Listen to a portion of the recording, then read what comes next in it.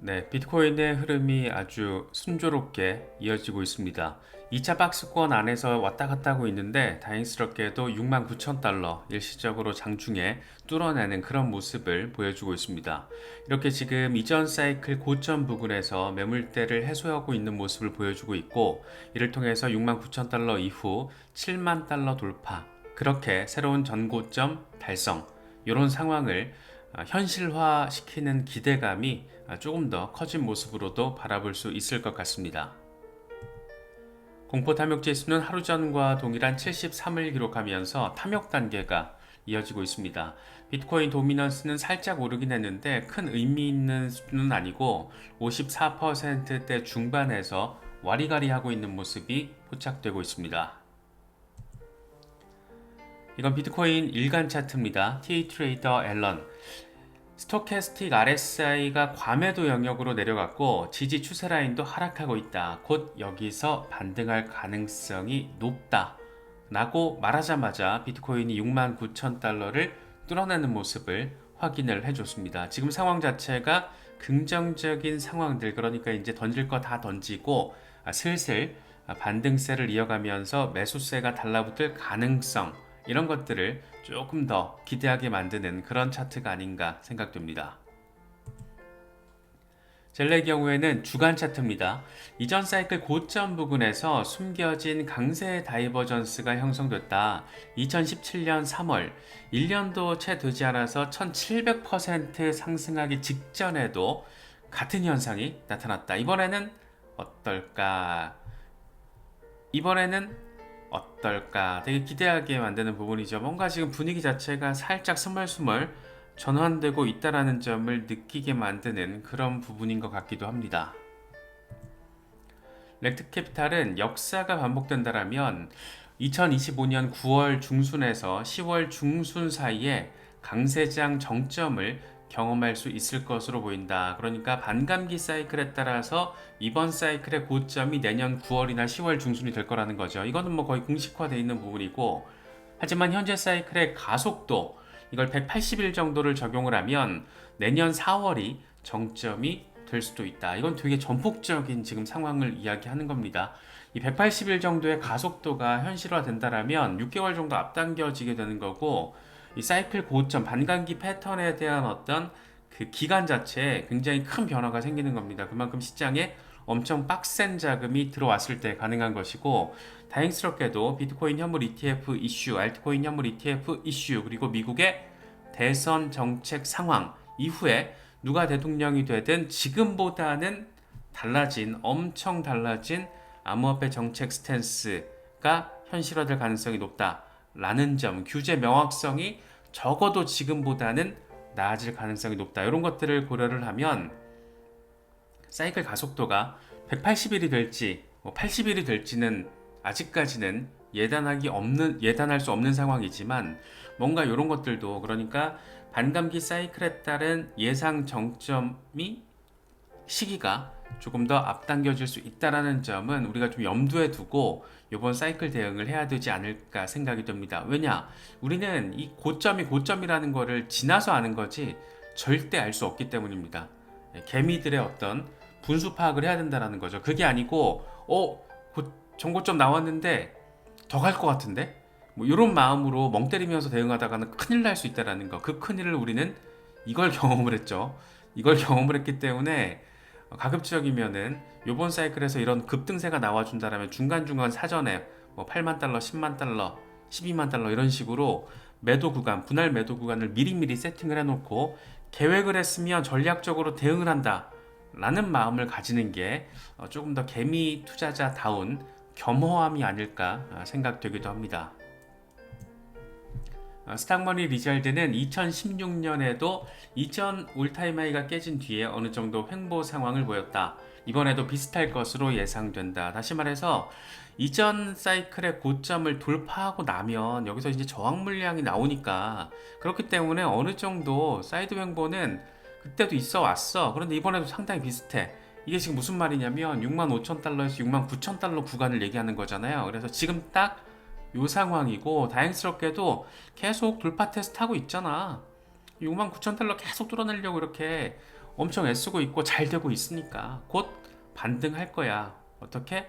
요렇게 12만 달러 이상이 나와줄 어떤 가능성과 기대감을 이 주간 차트를 통해서 이야기를 하고 있습니다. QCP 캐피탈 같은 경우에는 비트코인이 67,100달러 방어를 하면서 강세를 이어가고 있다. 하지만 10월까지 마운트 곡스발 매도 리스크로 인해서 가격 상승이 제한적일 수 있다. 반면 이더리움은 현물 ETF 승인으로 인해서 상승 가능성이 있고 트레이더들은 시바이누, 도치코인, 페페 등 민코인으로 초점을 옮기고 있다. 다시 말해서 알트 시즌 가능성이 있다. 특히나 민코인들이 움직여주고 있다라는 점에서 알트 시총 전체가 뛰어오르고 있다. 이래저래 괜찮은 상황이다. 이 정도로 생각을 해볼 수 있을 것 같습니다. 지금 페페 홀더 96%가 수익권이라고 하죠. 어마어마합니다. 지금 분위기 자체는. 그래서 뭔가 지금 시작은 된 것 같은데 본격화되는 한방 빵 하고 나오는 게 지금 6월 달에 또 뭐가 많이 벌어질 것 같죠. 그래서 그런 기대감을 조금 전략적으로 잘 고려해 보시는 것도 좋을 것 같습니다. 비트코인 현물 ETF 12일 연속 순유입이 확인이 됐고 특히나 블랙록의 비트코인 현물 ETF IBIT가 137일 만에 운용자산 200억 달러를 지금 도달을 했습니다. 이거 신기록이에요. 그래서 미국 ETF들 가운데 가장 빠른 속도로 달성을 하면서 블랙록의 비트코인 현물 ETF는 역사적인 기록을 이렇게 지금 써내려가고 있다. 아주 잘 써내려가고 있다. 이렇게 평가할 수 있는 상황입니다. 블랙록이 정말 장난 없이 이 시장을 지금 대응하고 있고 리드하고 있다는 점 다시 한번 느낄 수 있는 부분이 아닌가 생각됩니다. 트럼프, 지금 미국 대선 아주 골 때립니다. 이 성추문 입막음 사건 유죄 판결이 나왔어요. 그래서 38개 혐의 모두가 유죄 판결로 확인이 됐고 7월 11일에 형량이 선고가 됩니다. 당연히 지금 트럼프 입장에서는 악재고 민코인들도 반응을 하고 있어요. 트럼프 토큰은 30% 이상 폭락을 했고 이 바이든 민코인이죠. 제오 보덴 20% 상승세를 확인을 했습니다. 되게 골 때리는 상황은 맞는 것 같아요. 만약에 이제 7월 11일에 형량 선고가 되고 당시 상황에 따라서 이제 트럼프가 만약에라도 수감이 된다면 이게 어떻게 되는 걸까? 특히 11일 직후에 공화당 대선 후보로 공식적으로 지명되는 일정이 지금 잡혀 있는데 여기 어떻게 될 것인가 되게 골 때리죠.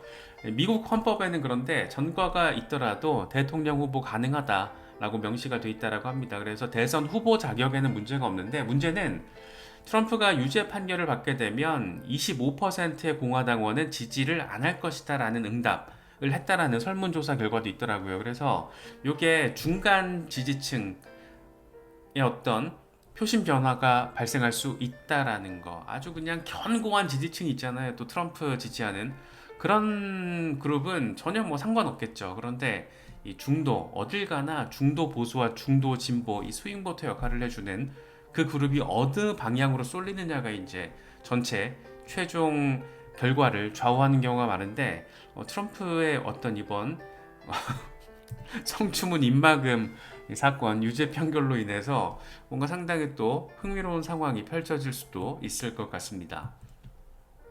일각에서는 트럼프 재판 무효화 가능성 이런 얘기도 하고 결국에는 트럼프가 이 재판을 통해서 정치적인 탄압을 받고 있는 거다라고 반박을 하게 될 것이다.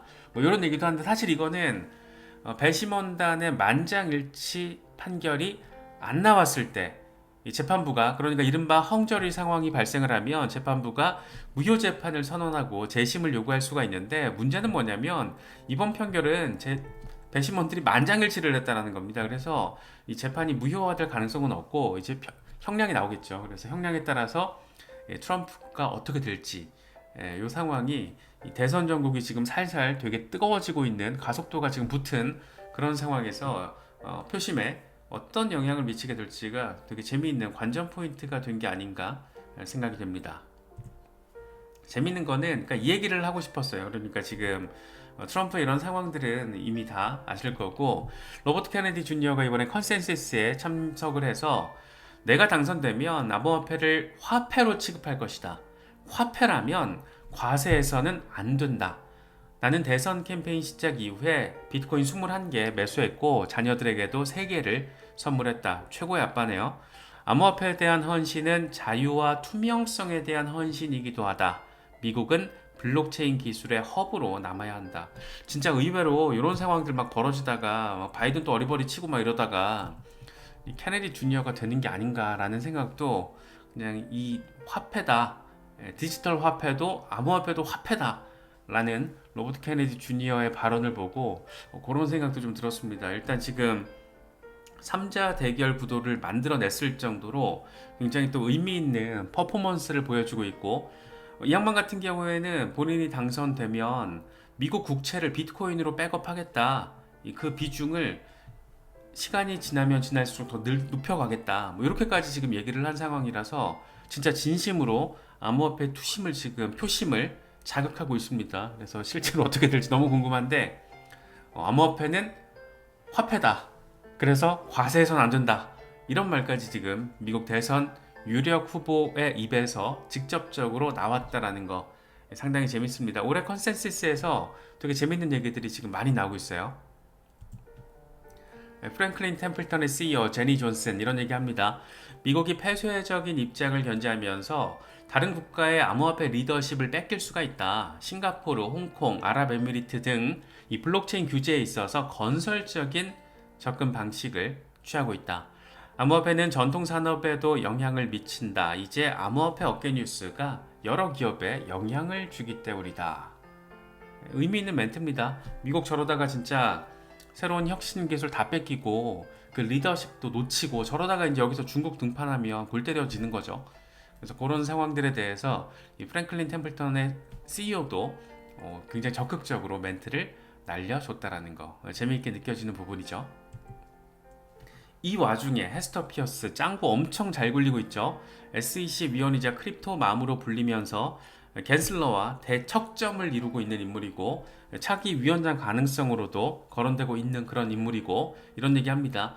미국과 영국 이 공동 디지털 증권 샌드박스를 출범시켜야 된다. 이건 양국 소재 기업이 블록체인 기술을 활용해서 증권 거래를 테스트할 수 있도록 하는 방안이다. 그렇죠. SEC 위원이면 이런 정책적인 부분에 대해서 이야기를 해야지.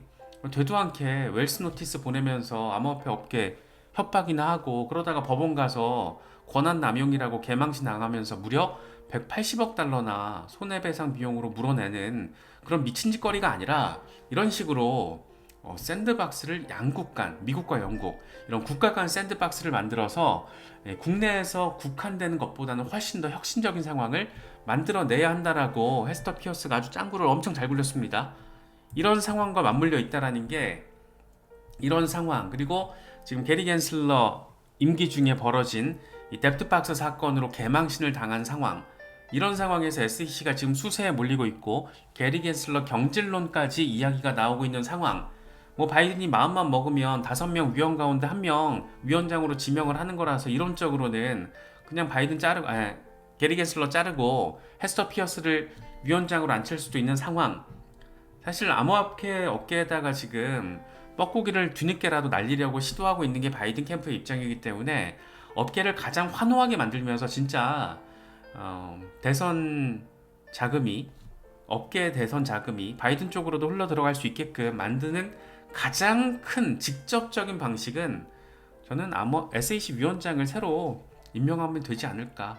가장 단기간에 가장 쉽게 특히 명분도 있잖아요. 이번에 뎁트박스 사건 개망신 그런 거 있기 때문에 조금 진심을 좀 이런 식으로 보여주면 어떨까 바이든 캠프에서 그런 생각도 이번 헤스트 피어스의 미국과 영국 디지털 증권 샌드박스 출범이라는 아주 훌륭한 이런 정책적인 의견을 바라보면서 그런 생각도 잠깐 해봤습니다.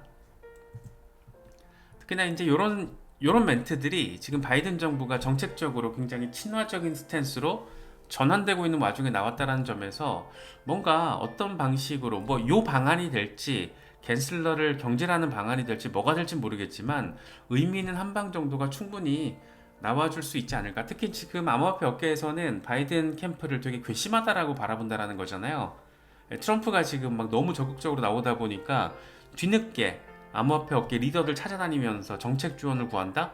아이 괘씸한 새끼들 이런 분위기를 단방에 지금 불식시킬 수 있는 방안 되게 뻔하기 때문에 대체 바이든 캠프의 이 어드바이저들은 뭘 하고 자빠져 있는지 되게 궁금하게 느껴지기도 합니다. 그래서 여러 측면에서 지금 특히 이제 미국의 어떤 암호화폐 블록체인 산업 정책 이 스탠스 자체가 굉장히 선명하게 바뀌고 있다라는 게 가장 반갑게 느껴지는 부분이 아닐까 싶기도 합니다.